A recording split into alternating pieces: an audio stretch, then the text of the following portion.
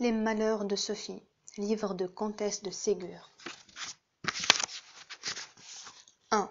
La poupée de cire. Ma bonne, dit un jour Sophie en accourant dans sa chambre. Venez vite ouvrir une caisse que papa m'a envoyée de Paris. Je crois que c'est une poupée de cire, car il m'en a promis une. La bonne. Oui, la caisse. Sophie. Dans l'antichambre, venez vite, ma bonne, je vous en supplie. La bonne posa son ouvrage et suivit Sophie à l'antichambre. Une caisse de bois blanc était posée sur une chaise. La bonne l'ouvrit. Sophie aperçut la tête blonde et frisée d'une jolie poupée de cire.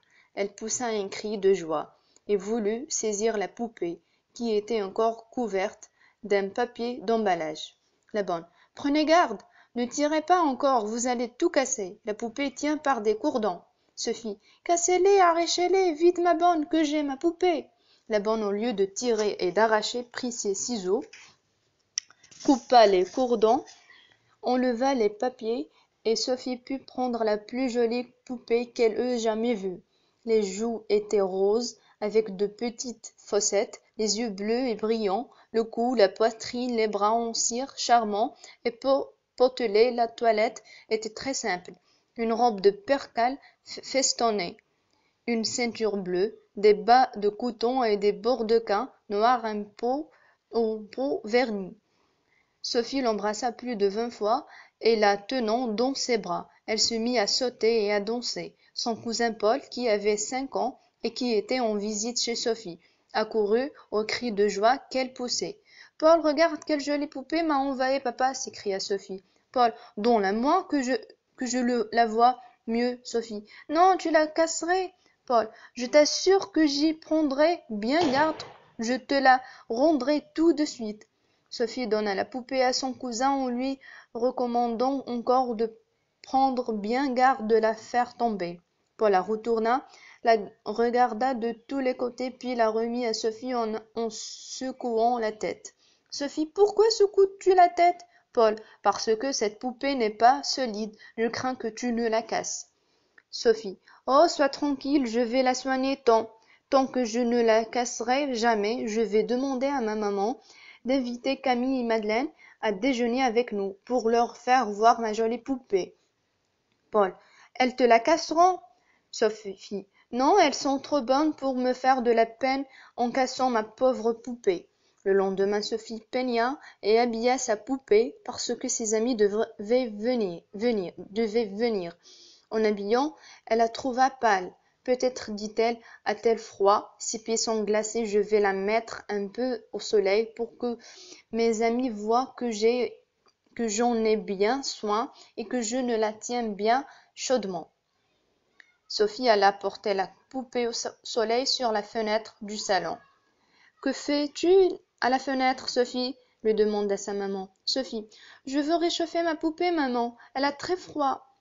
La maman, prends garde, tu vas la faire fondre. Sophie, oh non, maman, il n'y a pas de danger, elle est dure comme du bois. La maman, mais la chaleur la rendra molle. Il lui arrivera quelque malheur, je t'en préviens. Sophie ne voulut pas croire sa maman. Elle mit la poupée étendue de tout son long au soleil, qui était brûlant. Au même instant, elle entendit le bruit d'une voiture. C'étaient ses amis qui arrivaient. Elle courut au-devant d'elle. Paul les avait entendus sur le perron. Elles entrèrent au salon en courant et parlant tout à la fois. Malgré leur impatience de voir la poupée, elles commencèrent par dire bonjour à madame de Rion, maman de Sophie. Elles allèrent ensuite à Sophie, qui tenait sa poupée et la regardait d'un air consterné. Madeleine, regardant la poupée. La poupée est aveugle, elle n'a pas de yeux. Camille, quel dommage, comment elle est jolie.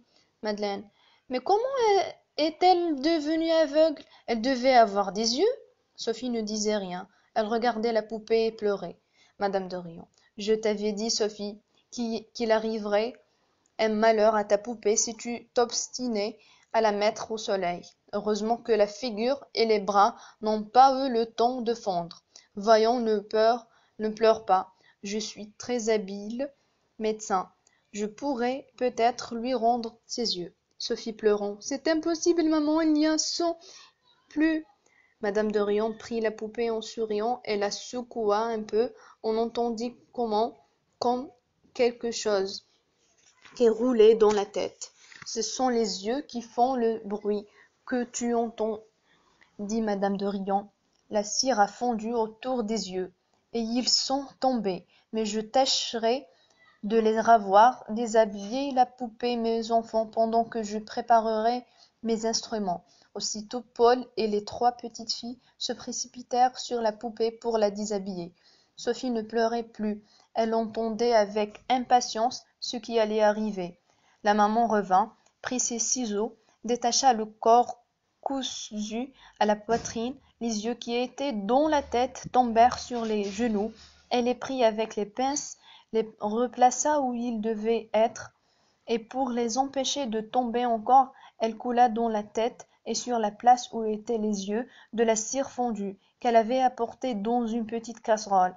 Elle attendit quelques instants que la cire fût refroidie, et puis elle recousit le corps à la tête. Les petits n'avaient pas bougé. Sophie regardait avec crainte toutes ces opérations.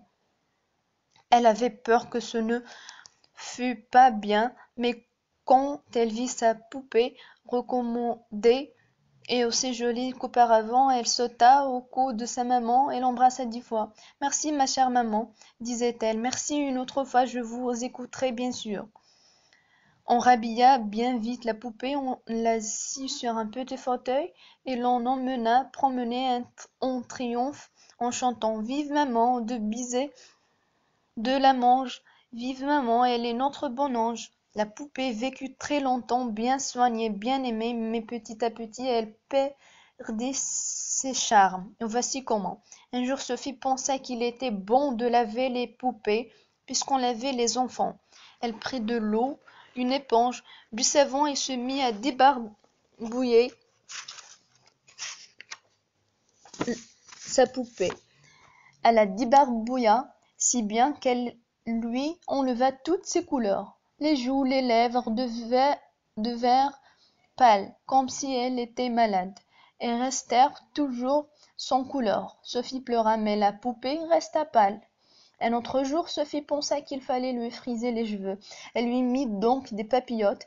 Elle les passa au fer chaud pour que les cheveux fussent mieux frisés.